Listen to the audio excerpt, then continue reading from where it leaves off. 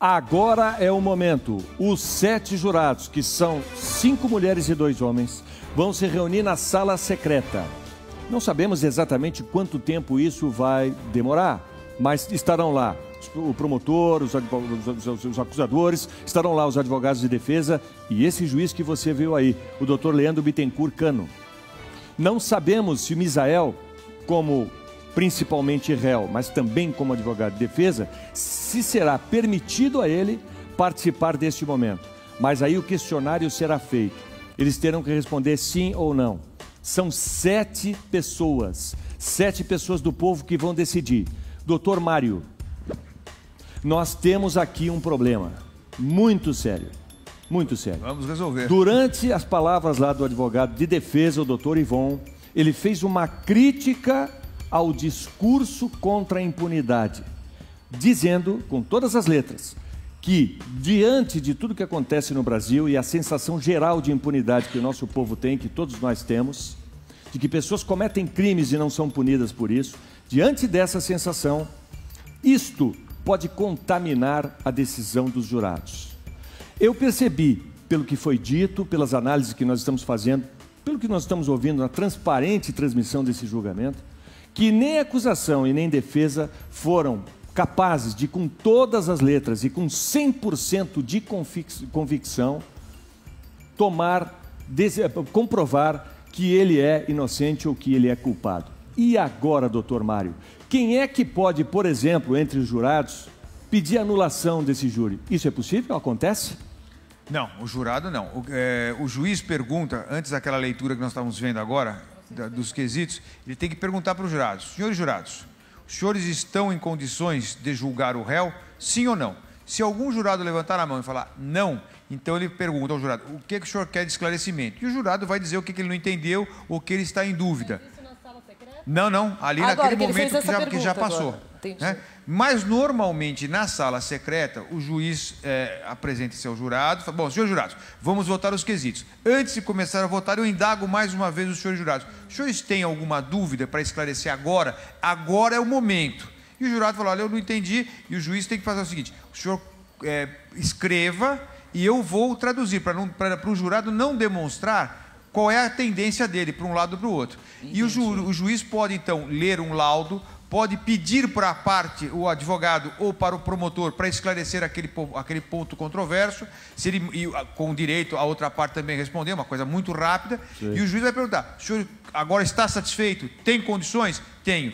Enquanto persistir a dúvida, não pode julgar. Então isso significa que, se os jurados não tiverem convicção, 100% de convicção, esse julgamento não termina tão cedo. Exatamente. E o juiz pode, inclusive, chegar a um instante em que ele perceber que aquelas dúvidas não vão ser sanadas, ele pode, numa última ratio, o último recurso, ele anula o julgamento todinho e marca uma nova data. E tudo isso tem que ser refeito. Todo o trabalho que foi feito até agora poderia, sim, ser colocado no lixo para começar de novo? Porque eles não conseguiram mostrar para os jurados, convencer os jurados de um ponto ou do outro. Agora são 7 jurados. Se 3 votam que ele é condenado e 3 votam para absolver o Misael, um fica em dúvida. Então acaba tudo e volta tudo zero. O jurado recebe, cada jurado recebe uma cédula escrito sim e uma cédula escrito não.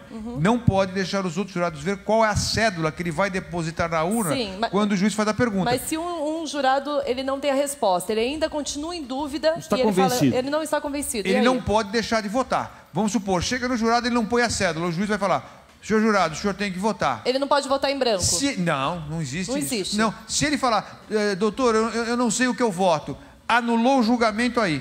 Nesse momento, o julgamento está nulo. Essa anulação, o próprio juiz ou a defesa pode pedir anulação? Não, o próprio juiz, de ofício. Doutor, acabou. É o seguinte: é preciso ter 100% de convicção para decidir se ele vai ser absolvido, se ele vai ser condenado. Eu não sei se os jurados têm essa convicção toda. Quanto tempo, doutor, deve durar esse momento aí da sala secreta? Pode demorar até horas. Brito, só uma coisa: para condenar precisa 100% de certeza. Para absolver, não. A dúvida já é o suficiente. Agora, para condenar, 100% de certeza. Você não pode mandar alguém para a cadeia por mais de 20 anos se você tem qualquer dúvida que tenha sido ele. o que é que você que está em casa faria? Que decisão você tomaria? Você que vem acompanhando esse julgamento com exclusividade aqui pela Record. Você que está vendo 100% dos fatos, a transparência total do júri de Misael Bispo de Souza. O que é que você de casa faria? Você condenaria? Teria certeza? Seria convicção? Carla Francisco, nossa repórter lá no tribunal. Eu nem vou perguntar, Carla, porque eu sei que jornalista sempre nessa hora vai manter a neutralidade, não vai querer dar essa resposta. Mas eu quero que você me dê mais informações. O que está acontecendo neste momento, hein, Carla Francisco? Brito, eu tenho uma informação que chegou agora há pouco, que é a seguinte: vocês estavam falando sobre a votação e a sala secreta. Os jurados, eles não vão sair do plenário e ir para uma sala secreta para fazer essa votação. O que aconteceu é que as câmeras foram todas desligadas, os jurados permanecem no plenário e é o plenário que será esvaziado para que aconteça essa votação. Isso por conta de um problema de espaço físico mesmo, aqui no Fórum de Guarulhos. Doutor, isso é normal? Já aconteceu outras vezes? Carla, isso é perfeitamente normal. Isso aconteceu e vai acontecer, sem dúvida nenhuma, em outros tantos julgamentos. Isso ocorre exatamente porque, quando o plenário não dispõe um local específico para realizar a votação, o juiz tem adotado esvaziar o plenário, realiza a votação dentro do próprio plenário e depois, então, traz o público de volta para a leitura da sentença. Portanto, isso é absolutamente normal, não tem nada de estranho, nada de incomum. Por causa dessa movimentação, pode atrasar em algum momento o veredito? Olha, sem dúvida nenhuma, essa logística de entrar e sair, isso pode, sem dúvida nenhuma, gerar um atraso. Agora, eu acredito que isso não chegue a mais do que meia hora do tempo esperado para a realização da votação. Doutor, deixa eu perguntar uma coisa para o senhor, doutor Ricardo, que está aí ao vivo com a nossa repórter Carla Francisco, acompanhando passo a passo todos esses movimentos de advogados de defesa, de promotoria.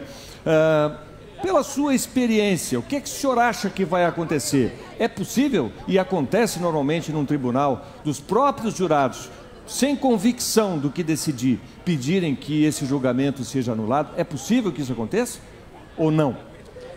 Olha, Brito, tudo, absolutamente tudo pode acontecer.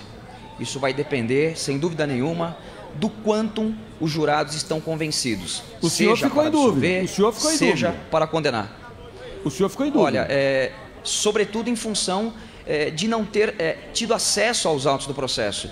É muito difícil você avaliar se um réu é culpado ou não, simplesmente por informações de ouviu dizer, ou seja, simplesmente por informações veiculadas pela imprensa. É necessário que tenhamos contato amplo com as provas produzidas no processo. Daí porque os jurados precisam estar muito atentos no momento de julgar, para se desprender de tudo aquilo que foi ouvido lá fora e se aterem exatamente a tudo que está sendo produzido dentro do plenário do júri. Eu acho que dessa forma os jurados vão julgar mais acertadamente. Agora, doutor Ricardo, quem fala é Ana Hickman. Eu tenho uma pergunta para o senhor. Você colocou aqui que, como a gente não tem acesso aos autos, é muito difícil você dizer culpado ou inocente. Porém, é a primeira vez que um julgamento é aberto, sinal para todo o público. O Brasil todo pode ter acesso. Aqui na Record a gente está transmitindo praticamente na íntegra o julgamento, desde muito cedo. A gente acompanhou a promotoria, a Misael, defesa na sequência. Depois, juiz questionando o promotor se teria a réplica, ele disse que não. Agora, ouvindo tudo isso, participando e tendo acesso diretamente ao vivo em tempo real, dá para tirar uma conclusão? Olha, Ana Hickman, boa tarde. Eu quero inicialmente parabenizar a Rede Record pela transmissão, inclusive uma transmissão absolutamente indiferente, que não ocorre, que não vem ocorrendo em outras emissoras. É um fato realmente que divide o direito como um todo, ou seja, é um divisor de águas.